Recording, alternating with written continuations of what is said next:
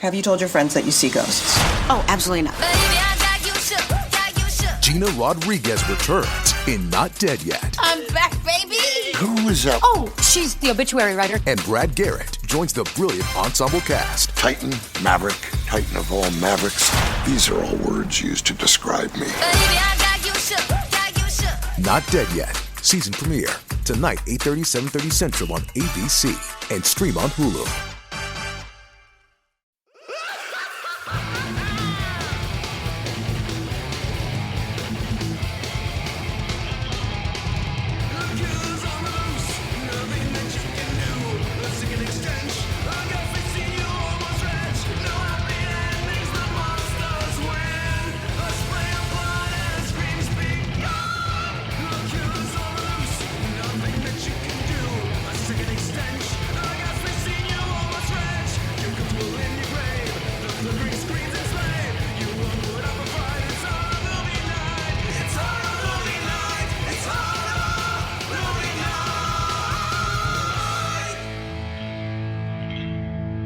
This is episode 48 of Horror Movie Night, and right now we're all a little baffled that it took us almost 150 episodes to discuss one of our favorite movies, Idle Hands. In fact, if it wasn't for this week's special guest, Andrew, we still wouldn't have watched it. So join us as we all verbally blow this movie while we keep our cat torture movie streak alive with Horror Movie Night.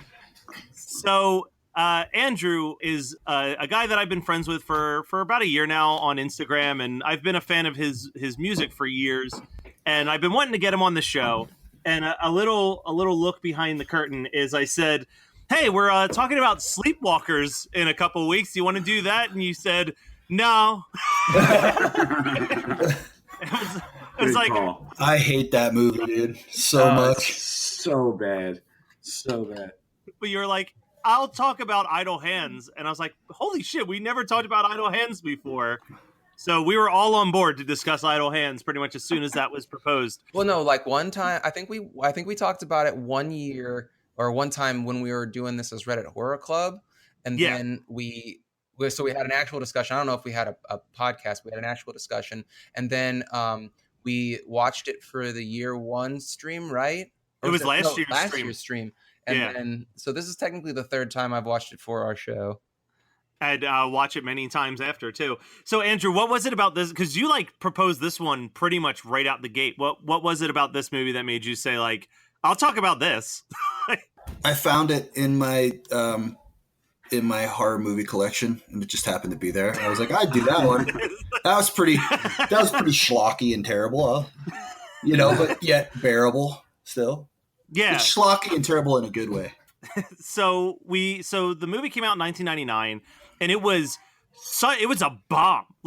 I couldn't believe how badly. Let me pull this up real quick, because the amount of money that was invested in this movie versus the amount of money that this movie made is depressing because of how good this movie actually is. They invested $25 million into the budget for making this movie. Holy shit! And it made $4 million. Wow. Yeah. And it's this movie. So the opening theme to this movie is way better than it has any right to be. It's got this cool visual light show going on, and I always forget that this movie takes place in Halloween, and it's such a good Halloween movie. It gets you in that Halloween mood. Such a great intro in such a 90s movie way. Yeah. With the flashy words on the screen and everything. Yeah, super 90s. Very 9 Inch Nails. Yes. It's the teen flick version of the Seven opening. Yeah, totally. I was extremely excited to watch this movie because it was one of my favorite movies when it came out. But I was also very nervous on how it would hold up because at the time this was my favorite movie. David Arquette was the face of comedy in my eyes. So it was really nervous to watch because I'm oh yeah, at the time it's Idle Hands is the best movie ever made, but Ready to Rumble is a close second, and Freaks is just behind that one. So didn't know what to expect. I really gotta talk about a quote here that I've wanted to talk about on this show. Actually, I just wanted to talk about it in real life for a decade.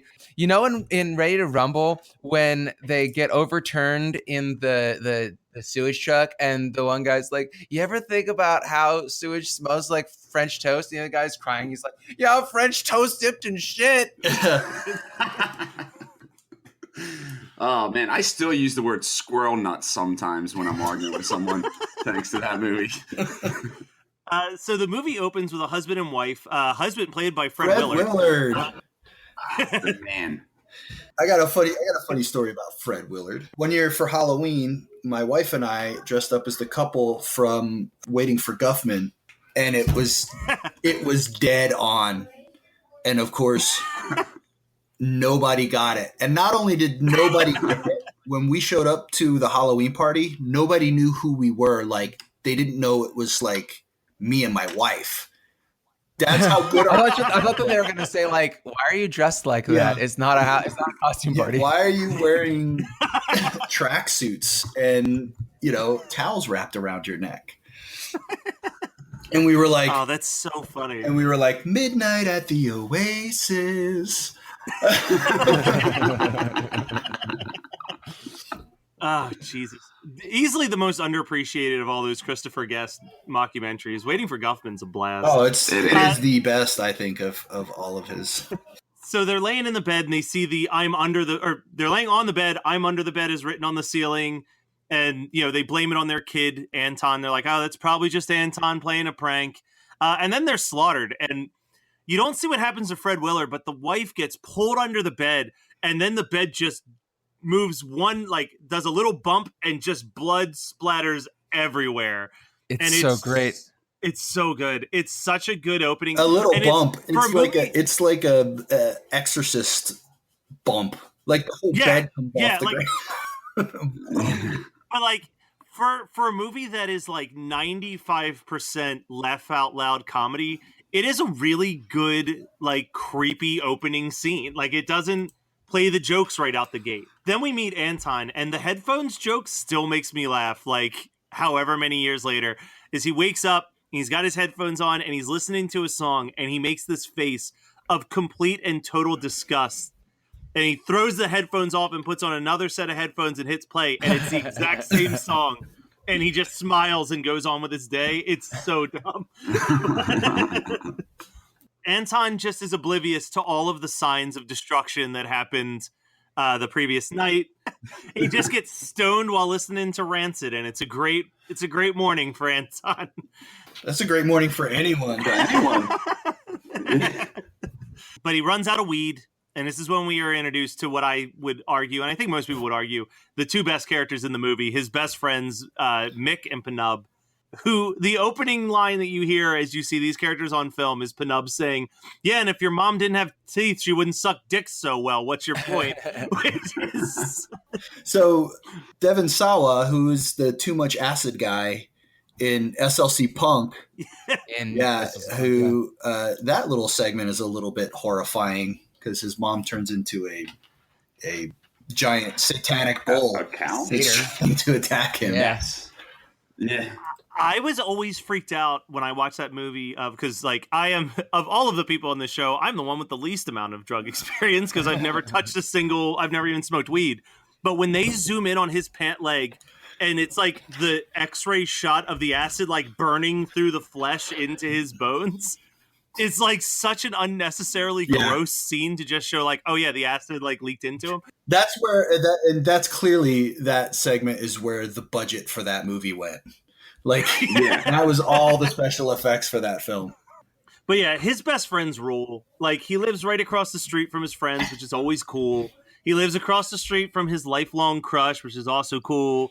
And he sees that Molly drops her lyric book, and he grabs it so he can return it to her and be a hero. And then he pussies out during that too. But this is where we see Jessica Alba, arguably the hottest Jessica Alba has ever looked. There's no argument, man. Yeah. It was 1999 Jessica Alba is possibly the hottest woman in movies in 1999, at least when I was in high school in 1999. Man, every time I rewatch this, I'm like, she's basically, but body type wise, if you look at my wife and you put the haircut that Jessica Alba had on her, it makes total sense. All right. Like my life choices make total sense. Yeah. And if Jay's listening too, I also think Jessica Alba's hot because she looks like her. Hey Matt, if your body pillow is listening, pay it a compliment. Yeah, she's totally in high school. She's like a fully developed woman. Well, and Anton, when I started watching this, I'm like, Anton's in college, right? Like college age, right? And it's like, oh no, he's still in high school. I buy that, Devon Sawa. Let me just say, Devon Sawa looks more like he's a senior in high school than anybody else in the movie. that's true. That is true too. Let me just say something about 90s culture. Like everyone just is totally shitting all over millennials right now about having no direction. Just watch any high school movie from the late 90s, early 2000s. That is slacker culture at its peak, man. Like all they do. And wasn't Devon Sawa in the movie called Slackers? Was he? Yes, and it's a great movie. That movie rules. Starring him and Big Pete from Pete and Pete and Jason Segel when no one knew who he was. And it's got Jason Schwartzman, and it's got the chick from Donna from That 70s Show. Ooh, Donna. Yes. It's a stacked cast for a movie that no one saw but the three people on this podcast. It's such a great movie. Such a great movie. I love the quote, and I say this quote all the time. Like, I had a nickname for you, but I'm not going to tell you what it is. Okay, it was Laser. So Anton gets hassled by the local police officers. Hey, are you Holden? Well, I don't know how I missed this line so many times, but they start like going through his pockets to try to find anything that they can arrest him with. And there's a line where he goes, "Looks like George has found a new home." As he dude. Speaking of slacker culture, by the way, he has an asthma inhaler that he uses to smoke weed. To hold his weed. Yeah. It's genius. That's just being resourceful. Well, yeah, you got me there. That's true. The one cop is from fucking People Under the Stairs. Yeah, you asshole! You try to score from a cop. Yeah, I think I just said that. Oh no, I didn't say that. I said the line before. Basically, all my notes for this, I probably won't even get to half of them because they're just my favorite lines from the movie, which is basically everything from the movie. I love this movie and I love every line. So I just saw something as I'm looking at the cast list on IMDb. Robert Englund as the voice of the hand? What? The voice of the hand doesn't even have a voice. I don't know how that He was just taking anything. Any job. Can I be the hand? What did he do? Just like just running around, or? I have no clue. It also says that Ricky Martin is uncredited as a man in a car park.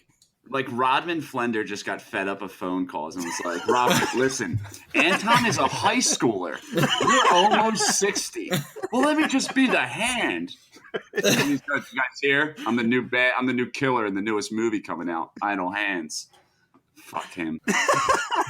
Wow, a lot of hostility towards Robert Englund. Wow. No, we love and hate him because he great movies, but some really bad decisions as well.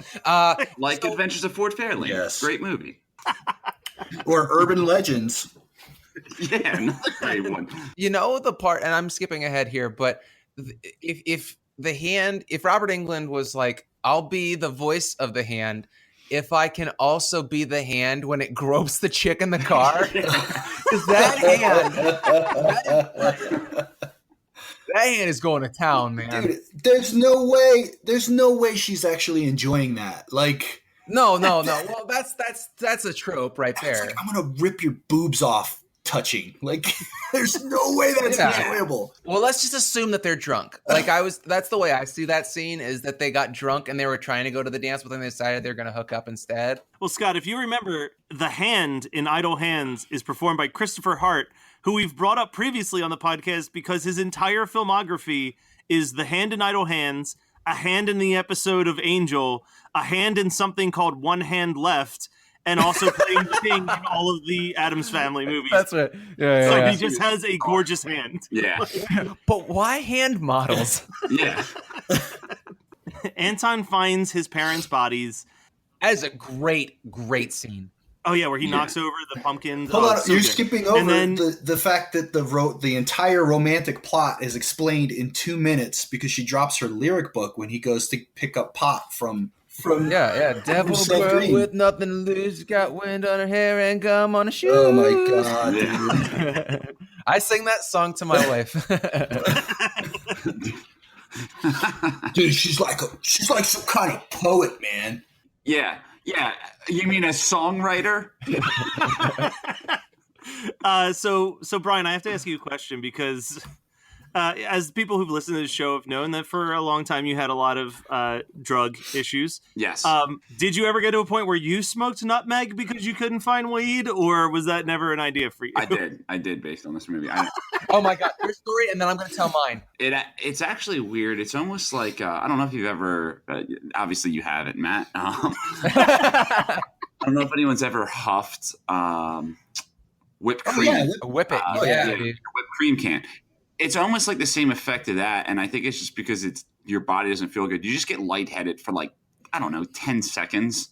I've smoked tea bags. I mean, I've struggled out there, you know? I never did any of that, but I did the whippets, but I never smoked anything weird. But we used to do you ever robo tripping? Oh yeah, tripping. Robitussin, overdosing on Robitussin or Dramamine. That's what I used to do. Oh, I used to chug Robitussin and walk around this kid in Matt's basement going, Robo, tripping, Robo.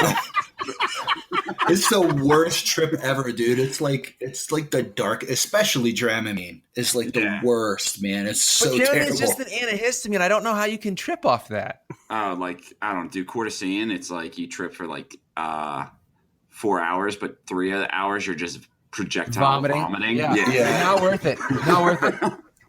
Okay, so here I got 2 stories to tell you guys about drugs. One is mine and one is not mine.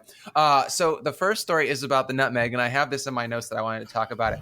So I grew up in a small town.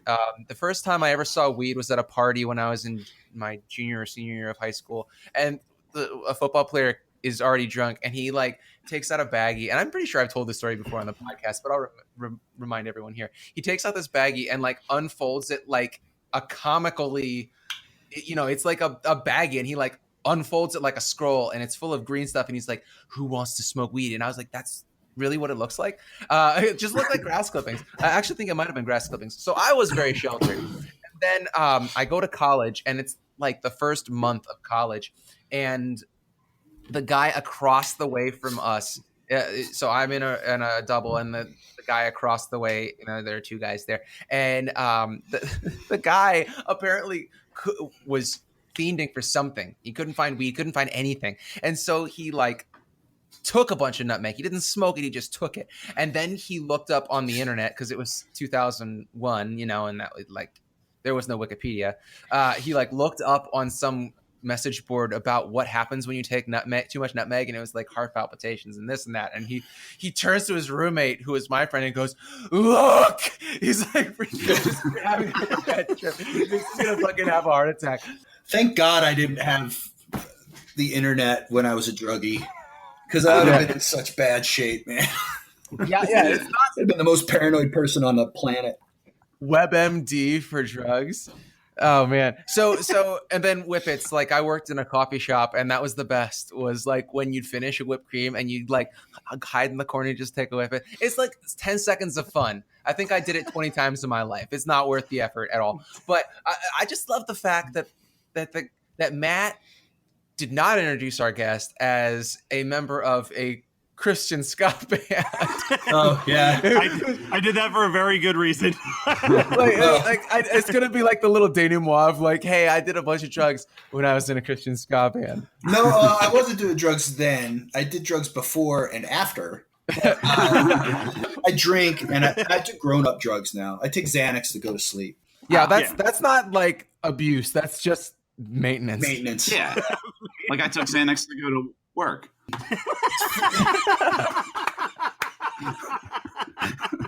I took 2 hits of blotter acid and went to work one time, and that was very interesting. Actually, my friend that I worked with, we were working at this golf course, and he gave me 2 hits of blotter acid, He's like, dude, take this. We should bring in Blotter. Is that a PCU reference? Yes, it is. Yeah. I took the B. My favorite psychedelic-esque work story is any girls that listen to this podcast, you might want to turn it down for this one. But anyway. There are no women listening. So I worked at Villanova in the dish room, and at the end of the semester, they'd have this big dinner, surf and turf, where all the students at the university went, and it was super busy. So this guy I worked with was like, hey, man, I have some ecstasy. We should take it to make the night go easier. And I was like, perfect. So I took this really strong ecstasy at like 8:30 at night. It started kicking in at 9:30. I got home at 11, just at the peak of rolling. And I was like, shit, I have to get up at 6:30 tomorrow morning for work. So I was prescribed Seroquel at the time. I took about 5 Seroquel. Holy shit. It knocked me out. I bet. When I woke up the next morning, my underwear was filled with jizz. Just like the most jizz that's ever come out of my body.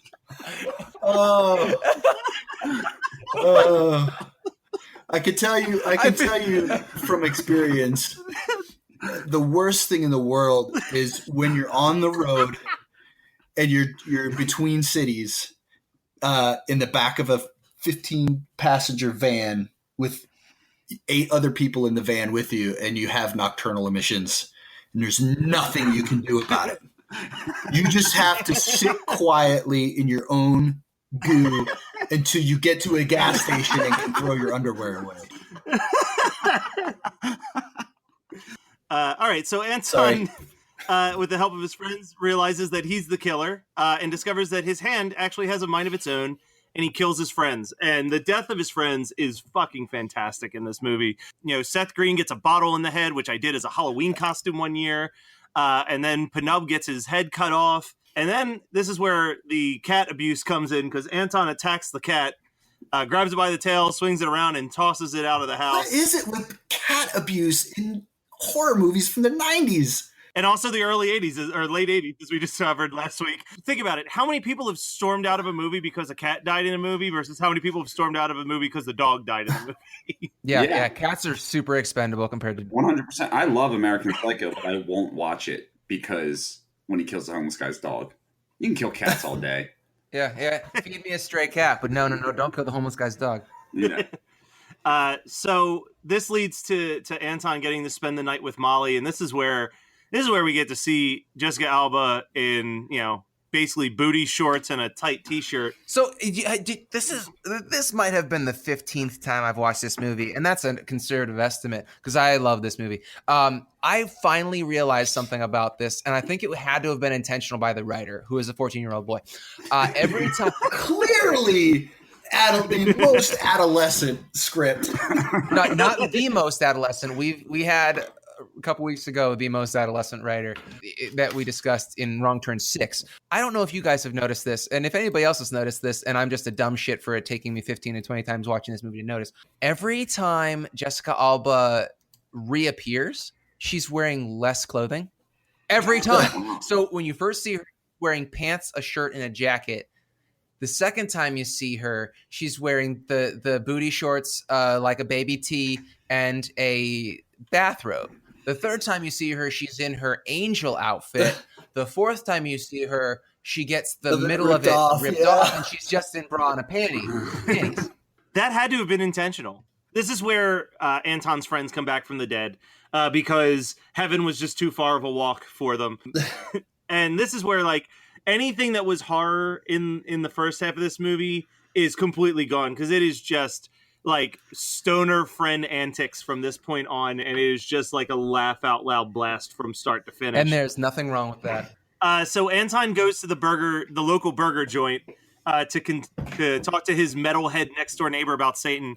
And this is where we get two incredible quick cameos of Tom DeLonge from Blink-182 and Kyle Gass from Tenacious D as employees at the fast food restaurant. We're missing one of the best lines. Then I have to quote it because if we don't, I will forever be disappointed in myself. One time they asked me to go on a double date with them, and I thought they were tards because there were only one of me, so I told them to go blow each other. And then the metalhead's like, "Whoa, did they?" I'd like to talk about the metalhead's tattoos for a second. They are so bad. Jesus. Yeah, they're terrible tattoos. Clearly Lee press-on tattoos. And yeah. They got them out of one of those like quarter crank. Yeah. Hold a cold rag to them. Yeah. Worship Satan temporarily. I was a Satanist for a weekend. The actor who plays the metalhead is in just his IMDb page is random as fuck. He started off in Encino Man, and then he was in the Brady Bunch movie, and then he was in Event Horizon. What? He's great in Event Horizon. Wow. He's in one of our top 10 movies. Yeah. Cecil B. Demented? Yes. Or were really? you referring to Undercover Brother? I'm not sure. No, I was referring to Cecil B. Demented. This is where his neighbor is like, "Hey man, idle hands are the devil's playground," which Anton later says, "Idle hands are the devil's playpen." Yeah. And that's when Anton kills the cops that try to arrest him. And that scene is also pretty fucking baller. Yeah. But this leads to what I think is the best part in the movie. Anton getting so frustrated that he tries to cut off his hand. Mm-hmm. And this is where, like, deciding that this is the one that he can get rid of because, like, I light up with the other one. I change the remote. I relieve a little tension. Masturbate. But I also appreciate that, like, Devon Sawa is not exactly a good actor. Well, hold on. So at some point, doesn't he go to bed and then he wakes up and he thinks it was all just a dream? Yeah, that's like right before he comes downstairs and his friends are still like they're now undead and they're like everything. Yeah, they're watching at some point they're watching Two Live Crew videos. That's right before they die. He walks in there watching the Pop That Coochie video. Pop that coochie.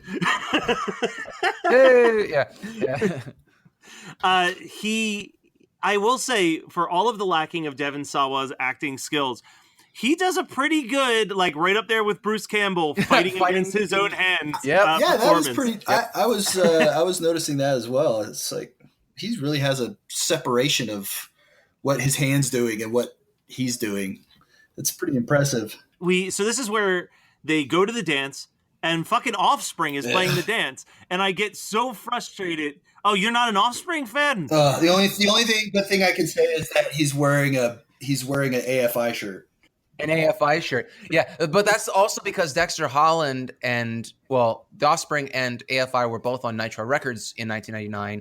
And I believe that now Dexter Holland owns Nitro, doesn't he? Pretty sure. Or he used to, and then he sold it off for like a shitload of money. So we'll get back to the prom. So they're at the prom. Offspring's it's not up a prom. there. It's a Halloween party. It's the Halloween. Sorry. So, but when they get to the dance, I do have to say before we're in the dance, is when I really started to notice that there's one of three options. Randy has a CD with only Shout at the Devil, or the drive through his house and school are all within 2 minutes of each other, or that song is very, very long. Because every time they're in the car, that's what's playing. And it's almost like, Randy, I get it. You're rebellion. I was a kid too. But the thing is that the funny thing is that Randy is not cool. That's the whole point, is that he's obsessed with this song that's not cool anymore. Yeah, but still, if you want to do like the not cool sitting white, I suggest Number of the Beast by Iron Maiden. Throw something in there. There's a lot of songs to show that you care about Satan that doesn't have to be that song. That you care about Satan. And there's this really great topless scene. For a very long time as a child was probably my top number your go-to one fap. Topless scene. My go-to topless scene in a movie. This girl, and I don't know if it's the kiss makeup or what, but like there's some... I always wanted to see Paul Stanley's tits. Man, if it was King Diamond makeup instead of kiss makeup, I would be totally erect. You'd be having those nocturnal admissions we were talking about. Yeah, just completely filling my underpants. Yeah. Anton's neighbor, we completely have not mentioned once, and that's my fault because I'm the only one that's trying to steer this fucking car. We haven't mentioned that Vivica A. Fox is in this movie at all, but Vivica A. Fox is awful. in this movie. Oh, she's terrible in it. She's been annoying in this movie since I saw it in theaters. That's like, I'm just saying that's not a recent thought in my mind. She sucked the entire time. Yeah, she's bad. Her character's kind of pointless. She doesn't provide much. But she grabs the attention of Randy, the next door metalhead neighbor. So they decide to go and kill Anton. She discovers that the killer is killing across state lines in the shape of an inverted pentagram. Yeah, which is such a God, it's such a satanic panic moment. I love it. I love it. Yeah, I'm not even angry about that. They clearly forgot that they're in high school in this one because she's like 37 and Randy's supposed to be a high schooler. So I'm assuming Randy is supposed to be out of high school. That's why he's still listening to Shout. Yes, absolutely. They're like, "Are you going to come to the dance?" And he said, "No, I'll get another ride." Yeah, but he's kind of like Matthew McConaughey. He's the guy that high school never ended. Yeah, gotcha. So this is where we have the principal is having phone sex. Yes, I'm going to spank you with my ruler. His argument, like, so I feel depressed at how much I relate to like the angry conversation. The phone sex? The semi-angry phone call that he's having, because it's very much my personality where he's just like, what do you mean that the card isn't working? I just got this card. It's like, oh, you have the number. It's fine. No, it's totally cool. Like yeah, so like I can't get aggressive. So I just talk like the dad from Alf when I'm upset. It's bad. But then Anton interrupts Offspring while they're in the middle of Behead It before they get to the best part in the song, which is the Night Brings Bad Dreams of Guillotine portion. And then Dexter Holland gets his forehead ripped off, and probably my favorite kill in the movie. I want to say this because that's my favorite part of the movie. Because fuck that guy.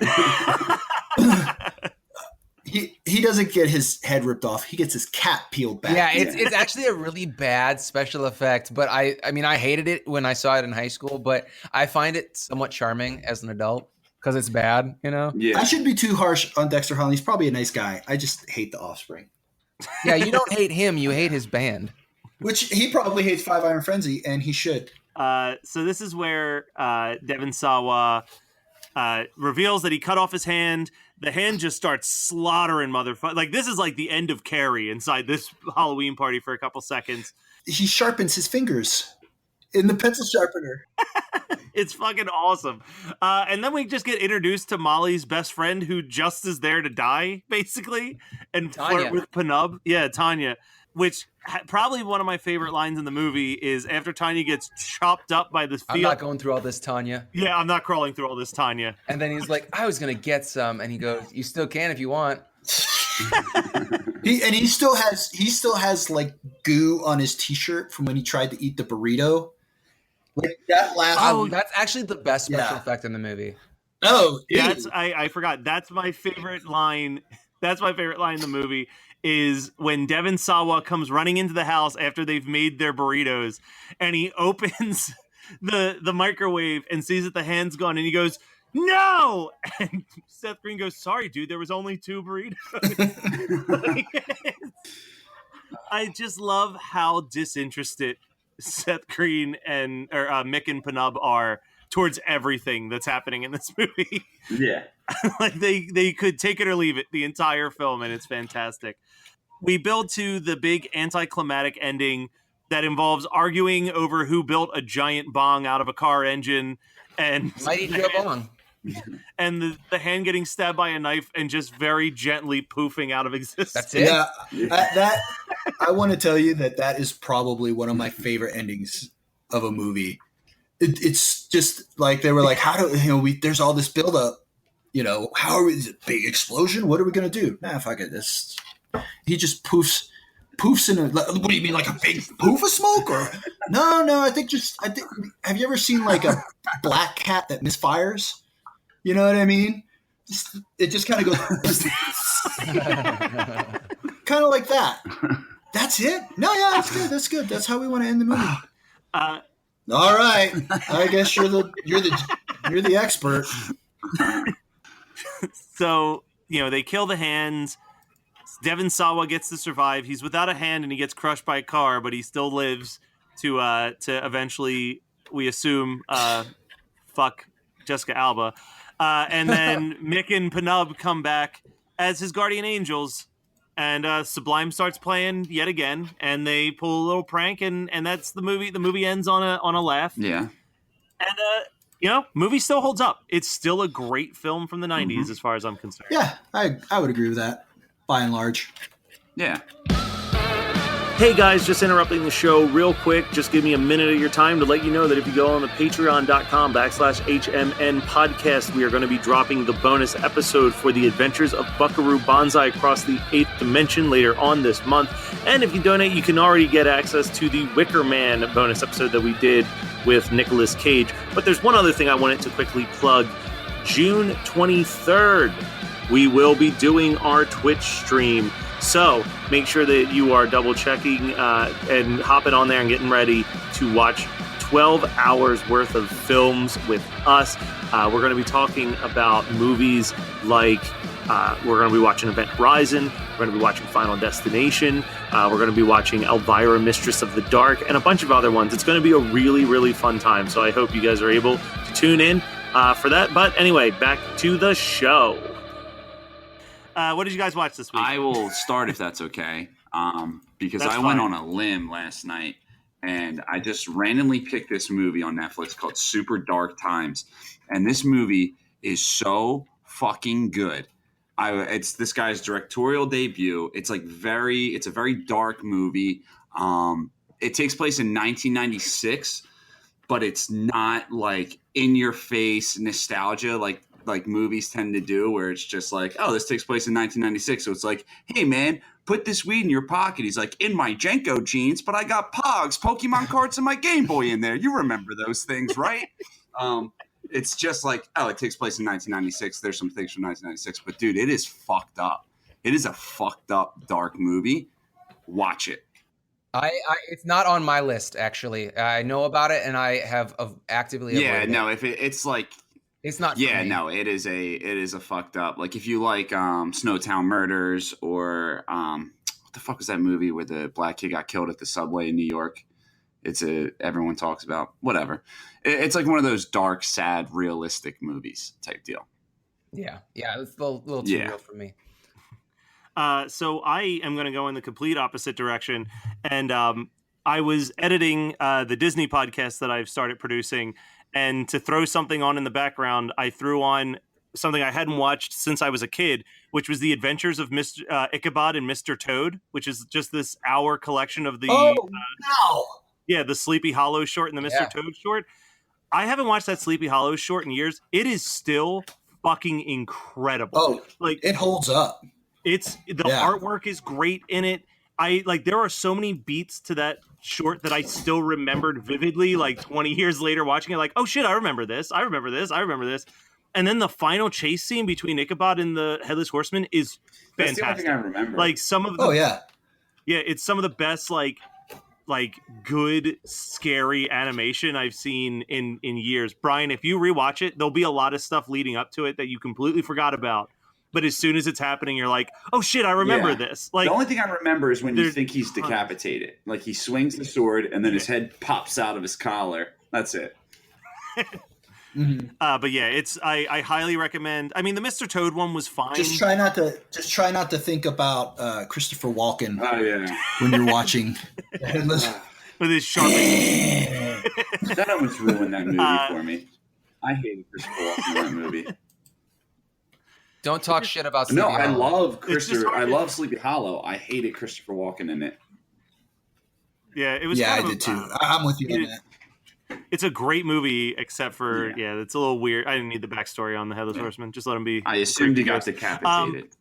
You didn't have to explain. I felt the same way about From Hell. Actually, there's one, whatever the main actress is, I can't remember her name, but she ruined that movie for me. Yeah, Heather Graham's terrible in that. With her phony Cockney accent. Hello, governor. It's like, oi, are they killing the prostitutes round here? Real quick, I just want to give a little shout out to a movie from 2014 called Spring. It is a romantic monster movie. I talked about it on the group probably by this point, like 2 months ago when I first watched it. It is so good. It is very original. I love the fact that it didn't just play with a traditional monster, and it pretty much created a new monster of its own, which I love. It felt so refreshing. Great film. It's by the same guys that did Resolution, which I did not really enjoy. We talked about that in Reddit Horror Club, and they have a movie coming out, I believe, this month that this comes out, called The Endless, and they're all kind of in universe. And the guy that did the music, the score for all three of them, does a band. He has a solo project on Island Record or something like that called The Album Leaf. And I messaged him after watching Spring, and I'm like, "Are you the guy that did the soundtrack for this?" And he said yes. And I was like, I just gushed a little bit, and I was like, "Oh, this is so good." And it's like very inspiring style to what I write and everything. And he was a very nice guy. So anyway, I loved Spring. I highly recommend anybody watch it. It's long, but I mean, it's like an hour and 45 minutes, but it is absolutely worth it. I believe that I saw it on Shudder, so check it out. And Nice. Andrew, did you see anything recently? Besides No Hands? No, I've been really into like true crime lately because they just caught the Golden State Killer guy. Don't get me started. Yeah. So I just got through. I'm going through Michelle McNamara's book for the second time right now, and so good. But there was a documentary that I discovered on AMC called The Killing Season. It's all about the Long Island serial killer. So have you seen the movie Cropsy? Yes. So then those people also did an urban legend one, which was so fun.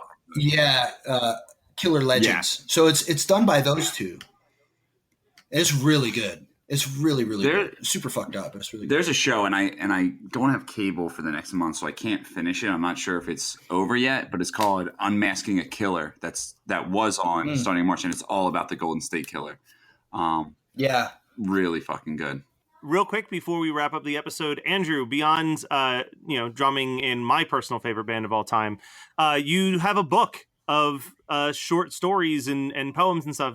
Give us a quick promo on what's going on with that and where people can pick up the book. Sure. So the book is called October. It's available on inkandtea.com, artistry of Shannon Faber and writings of me. And yeah, it's a book of short stories, a couple horror stories in there. And a lot of dark poetry because I'm very deep. I'm a brooding soul, but no. And then Shannon and I have another. Shannon is does the illustrations for the stuff that I write, and we have a children's book coming out called Little. There's also little dark children's material. Nice. So that was Idle Hands from 1999, as selected by our guest, Andrew. We will be back next week with a movie that Scott picked. He's been threatening to unleash this particular one on us for a long time, but with the announcement of Glow coming out in just a couple of weeks, it felt like the best time possible for us to discuss it. So tune in next week to figure out what movie that is. But in the meantime, you can catch us up on our Twitter account at HMN Podcast, our Instagram at HMN Podcast, our Facebook page at Horror Movie Night Podcast, or go ahead and donate to our Patreon page at patreon.com/HMN Podcast, or just check out our website at HMN Podcast, which is getting a nice little facelift as we speak. Thank you, everybody. We will be back next week.